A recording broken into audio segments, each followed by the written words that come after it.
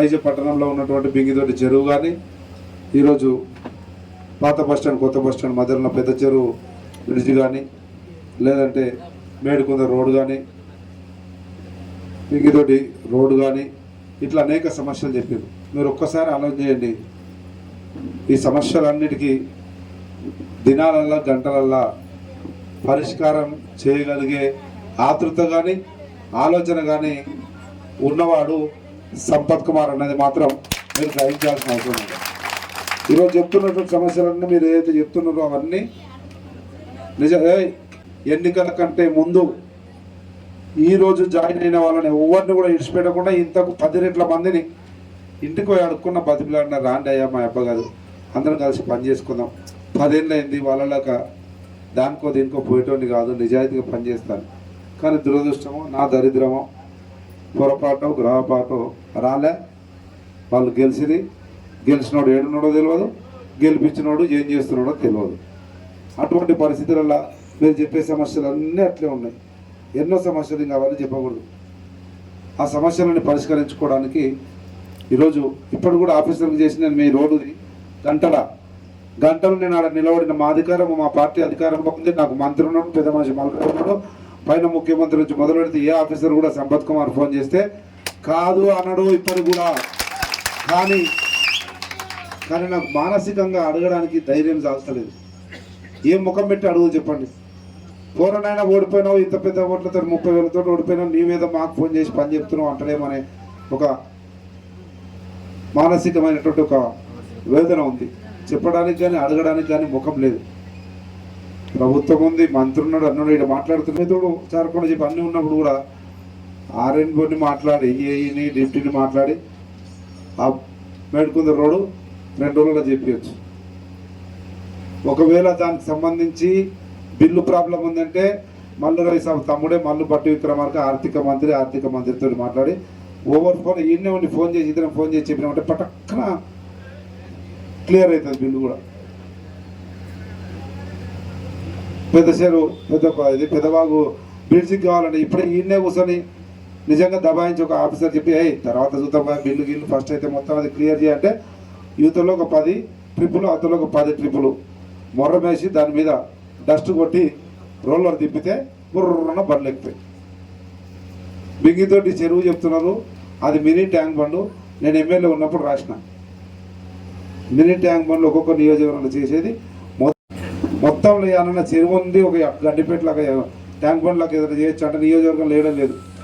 అలంపూర్ నుంచి చూస్తే ఏడలేదు చెరువు, ఒకటి ఇదే ఉంది. ఇంకా ఇంతో అంతో నేను ఐజ మండలంలో తాండపాడంలో మన మండల కేంద్రంలో ఒకటి పెడితే సుందరంగా అవుతుంది, పెద్ద మున్సిపాలిటీ కదా అని చెప్పి ఆ రోజు నేను పెట్టింది. ఇంతవరకు కాలే. ఈ రకంగా చెప్పుకుంటూ పోతే చాలా ఉన్నాయి. కానీ దురదృష్టం దౌర్భాగ్యం ఈరోజు ఈ పరిస్థితిలో ఉన్నాం. అయినా కానీ ఆ రోజు అయింది అయిపోయింది, రేపు ఏమవుతుందో కూడా తెలియదు. కానీ ఈ సమస్యలన్నీ తీరాలంటే నాకు ముఖం ఉండాలి, నాకు ధైర్యంగా పోయి ఎవరైనా అడగగలగాలి. మంత్రి దగ్గరకో ముఖ్యమంత్రి ఇన్నిసార్లు చెప్పిండు కదా చారకుండా, మా చారి చెప్పే కదా ముఖ్యమంత్రి దగ్గర పొద్దుమూకులు ఎప్పుడు పోయినా కానీ ముఖ్యమంత్రి ఇట్లా 2-3కి పర్మిషను పిఏ చెప్పాలి, అపాయింట్మెంట్ ఉండాలి, సెక్యూరిటీలకు ఆయన వచ్చిన చూడ ఆయన నిలబడి అని చెప్పేది అవసరం లేదు. 3-4 ఉందంటే దాంట్లో సంపత్ కుమార్ కూడా ఒకటి సాక్షిగా వెళ్ళిపోతాను సీఎంగా ఇంట్లో కానీ సెక్యూరిటీలో కానీ ఎవరు ఆపరు నన్ను. కానీ ఒక్కరోజు కూడా ఏదైనా అడుగుదామంటే మనసు వస్తలేదు, ధైర్యం వస్తలేదు. ఎందుకంటే ఓడిపోయి తల తెచ్చుకున్న ఏం ముఖం పెట్టుకొని అడగాలని. అయింది ఏదో అయిపోయింది, 4 నెలలు అయింది. 4 నెలల నుంచి ఇంకా మానసిక వేదనలే ఉన్నా. 4 నెలల్లో ఇటువంటి చాలామంది అరే ఏదో తప్పో గొప్ప జరిగిపోయిందని చెప్పి మళ్ళీ వస్తున్నారు అందరూ. సరే మంచికొచ్చాడు. కానీ మళ్ళీ తలెత్తుకోవాలి. మీరు మీ గేర్లా, మీరు మీ ఊర్లో, నేను రాష్ట్ర స్థాయిలో తలెత్తుకోవాలి అంటే రేపు జరగబోయే ఎంపీ ఎన్నికల్లో కాంగ్రెస్ పార్టీకి మెజార్టీ రావాలి, మల్లు రవి సారు ఎంపీగా గెలవాలి. అప్పుడే మన పనుల గురించి కానీ, మీ పని కానీ, నా పని కానీ, ఊరి పని కానీ, గేరి పని కానీ, ప్రజల పని కానీ, ఈ ప్రాంత అభివృద్ధి కానీ, ఈ ప్రాంత ప్రజల సంక్షేమం గురించి కానీ ఎక్కడికైనా పోవాలంటే నాకు ముఖం ఉండాలి, మర్యాద గౌరవం పెరగాలంటే ఈ పార్లమెంట్ ఎన్నికల్లో కాంగ్రెస్ పార్టీకి మెజారిటీ రావాలి అల్లపూర్ నియోజకవర్గంలో. అప్పుడే మనం అనుకున్నది జరుగుతుంది, మన మర్యాద గౌరవాన్ని నిలబడతాయి అన్న విషయాన్ని గుర్తుంచుకోమని చెప్తా ఉన్నా. కనుక ఆ ధైర్యాన్ని ఇవ్వండి నాకు. ఆ గౌరవం పెంచండి. దానికి ఎన్నికలే సాధన. ఈ ఎన్నికల్లో ఒకవేళ మళ్ళీ పోయిందా ఇంకా అయిపోయింది. ఎవరు బతికేయలేరు, మనల్ని ఎవరు లేపలేరు. రాజకీయంగా ఇబ్బందికర పరిస్థితులు ఉంటాయి. ఒకవేళ ఇప్పుడు మెజార్టీ తెచ్చుకున్నామా రొమ్మిర్చుకొని మళ్ళీ పోవచ్చు. దాంతోపాటు మీకు కూడా చెప్తున్నా, ఏ ఊర్లో ఇదైతే పెద్ద మనుషులు ఉన్నారు, పెద్ద మనుషులు సబ్జెక్ట్ కాదు, కానీ కొంతమంది ఊర్లలో మీ ద్వారానే సమాచారం పోతుంది కనుక చెప్తా ఉన్నా. మేము పెద్ద మనుషులు అంతా వేరు. మీరు ఏం చేయాలన్నది నాగిరెడ్డి నా చెప్పిండు, జనార్దన్ రెడ్డి సార్ చెప్పినట్లు ఎన్నికల ప్రణాళిక ఒకటి తయారు చేసుకుందాం. ఎన్నికల ప్రణాళికతో పాటు బూత్ స్థాయిలో ఎట్లా ప్రచారం చేయండి పోదాం. కానీ ఒక్కటి చెప్తా ఉన్నా అందరికీ, కొంతమంది నాయకులు కూడా ఉన్నారు, మొన్న ఏదో జరిగిపోయింది. ఈసారి ఏ బూత్లో మెజార్టీ వస్తుందో వాళ్ళకే నాతోటి పని అడిగి ఫోన్ చేయించుకునే అర్హత ఉంటుంది. ఎక్కడ మెజార్టీ రాకపోతే వాళ్ళను నా దగ్గర పని అడిగే అర్హతనే కోల్పోతారు. సేమ్ నేను మెజార్టీ తెస్తేనే అలంపూర్ నియోజకవర్గం మొత్తంలో నేను వాళ్ళ దగ్గరికి పోయి అడిగే అర్హత ఉంటుంది. ఇది జాగ్రత్తగా ఆలోచన చేసుకోండి. దాంతోపాటు మీ కౌన్సిలర్ ఎలక్షన్లు, మీ ఎంపీటీసీ ఎలక్షన్లు, మీ సర్పంచ్ ఎలక్షన్లు అన్నీ వస్తున్నాయి. మీ భవిష్యత్తు కూడా ఈ ఎన్నికల మీద ఆధారపడి ఉంది. ఇప్పుడు ఎంత తిరిగి కాంగ్రెస్ పార్టీ కొరకు, ఎంత తిరిగి మల్లారెడ్డి గారి కొరకు, ఎంత తిరిగి సంపత్ కుమార్ గౌరవం కొరకు, మీ గౌరవం కొరకు తిరుగుతారో మీకు రేపు ఎంపీటీసీ సర్పంచ్ ఎన్నికల్లో విజయానికి అంత సులువైతుంది. కనుక ఈ ఎన్నికలను ఉపయోగించుకోండి. మున్సిపాలిటీలో కౌన్సిలర్గా నిలబెట్టేవాళ్ళు కూడా ఇది వాడుకొని రేపు ఎన్నికలకు సిద్ధమవుదాం. దాంతోపాటు ఏ వార్డులో అయినా ఏ గ్రామంలో అయినా ఇందిరమ్మ కమిటీ ఉంటుంది. ఈరోజు పనిచేసి మెజారిటీ తేవడానికి కష్టపడిన వాళ్ళనే ఇందిరమ్మ కమిటీలో వేస్తా, కరాఖండిగా చెప్తున్నా.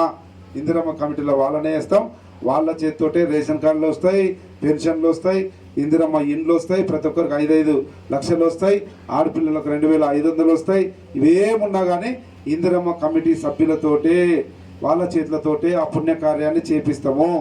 ఎవరు ఆ పుణ్యకార్యం చేసేటోళ్ళు అంటే మెజారిటీ ఎవరు తెస్తే వాళ్ళే ఆ పుణ్యకార్యంలో భాగస్వాములు అవుతారు. కనుక దయచేసి అన్నీ గుర్తుపెట్టుకొని ఊరూర్లో పనిచేయండి. ఇకపోతే పట్టణంలో నేను రిక్వెస్ట్ చేస్తున్నాను, మీకు కౌన్సిలర్లు పాత వాళ్ళందరికీ కొత్త వాళ్ళందరూ కలిసి పెద్దమని చెప్పినట్టు ఒక టీం లాగా తయారుగా నిన్ననే మాట్లాడుకున్నాం. మేము మండల ప్రెసిడెంట్ మీటింగ్ ఉండే, చారీ జగన్ అందరూ ఉంటుంది. కావాల్సిన అవసరం ఉంది.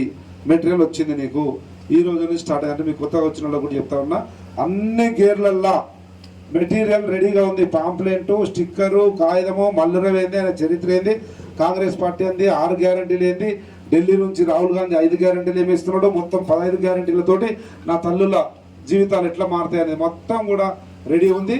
ఈరోజు డోర్ టు డోర్ స్టార్ట్ అయింది. ఈ రోజు నుంచి రేపే చేయండి. మీరు కూడా కొత్తలు కూడా మొత్తం జాయిన్ కండి. ఈరోజు కూర్చోండి, ఒక టీం చేసుకోండి. 3 గంటలకు ఎర్రవల్లి చౌరస్తాలో 1,00,000 మందితోటి రాహుల్ గాంధీ రేవంత్ రెడ్డి సభ జరుగుతుంది. 5వ తేదీ సాయంత్రము పెద్ద ఎత్తున రావాల్సిందిగా విజ్ఞప్తి చేస్తా ఉన్నా. రావడానికి కావాల్సిన రవాణా సౌకర్యం కానీ ఇంకేదైనా సౌకర్యాలు కావాలంటే అవన్నీ కూడా సమకూర్చబడతాయి. ఎటువంటి ఇబ్బంది లేకుండా చూసుకునే బాధ్యత నాది. కానీ 1,00,000 మందితోటి నడిగడ్డ గడగడ కాంగ్రెస్ పార్టీ రేవంత్ రెడ్డి రాహుల్ గాంధీ కొరకు అంటే ఐజా ఖాళీ కావాలి. బండ్లు ఒక్కటి కనబడకూడదు. ఒక్క ఇంటి ముందర కూడా 2 వీలర్ కనబడకూడదు. 2 వీలర్ల మీద వస్తారా, లేకపోతే ఆటోలు పెట్టుకుంటారా, బొలెరోలు పెట్టుకుంటారా, ఎక్కడిదక్కడ ప్లాన్ చేసుకోండి, చెప్పండి, ఏం కావాలో అది ఇచ్చేద్దాం. కానీ ఊరు ఖాళీ కావాలి. ఎర్రవల్లి చివరస్తలు ఉండాలి 3 గంటల వరకు. 4 గంటలకు మీటింగ్ అయిపోతుంది. మీటింగ్ అయినాక మళ్ళీ కావాలంటే రిటర్న్ అవుతారు. 1-2 గంటల సమయంలో మళ్ళీ అవుతారు. ఏం కావాలో అన్నీ సమకూరుతాం. కానీ పెద్ద ఎత్తున మీటింగ్ను విజయవంతం చేసి దాని తర్వాత మళ్ళా ఒక 2 రౌండ్లో 3 రౌండ్లో ఇల్లు తిరిగి డోర్ టు డోర్ ప్రచారం చేయాల్సిన అవసరం ఉంది. దానికి సంబంధించిన సరంజామా, దానికి సంబంధించిన వసతులు, దానికి సంబంధించిన మెటీరియల్ అన్నీ కూడా మీ వార్డు కమిటీలు, మీ గ్రామ కమిటీలో ఉన్నాయి.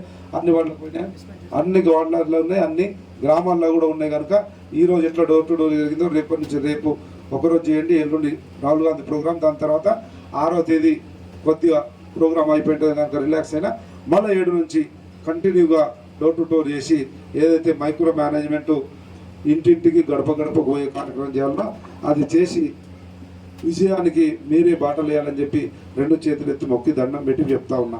ఇకపోతే అభ్యర్థుల విషయం, పార్టీల విషయం నేను చెప్పాల్సిన అవసరం లేదు. టీఆర్ఎస్ పార్టీ ఏమో ఎమ్మెల్యే ఉన్నాడు, ఎంపీ ఉన్నాడు, ఎక్కువ ఎంపీటీసీలు ఉండ్రి ఇప్పుడు లేరు, మనకు వచ్చారు. కానీ ఎక్కువ ఎంపీటీసీలు ఉండ్రి, ఎక్కువ జెడ్పీటీసీలు ఉండ్రి. ఆ 7 5 మనకే వచ్చారు, 2 వాళ్ళ దగ్గర మిగిలిన. అట్లా ఎనియో ఎక్కువ పెద్ద మొత్తంలో ఉన్నా కానీ, వాళ్ళే ఉన్నా కానీ ఈరోజు ఊగే పరిస్థితి లేదు. టీఆర్ఎస్ పార్టీ కారు గుర్తు ఊగేటట్లు లేదు, తూగేటట్లు లేదు, ఎగిరేటట్లు లేదు, పరిగెత్తేటట్లు లేదు, ఊరికేటట్లు లేదు. అవునా కదా? ఉన్న పని. ఎందుకంటే కేంద్రంలో లేరు వాళ్ళు, రేపు రాష్ట్రంలో కూడా లేరు. ఇప్పుడు ఇలా గెలిపించినా ఏం చేసేది లేదు, అయ్యేది లేదు.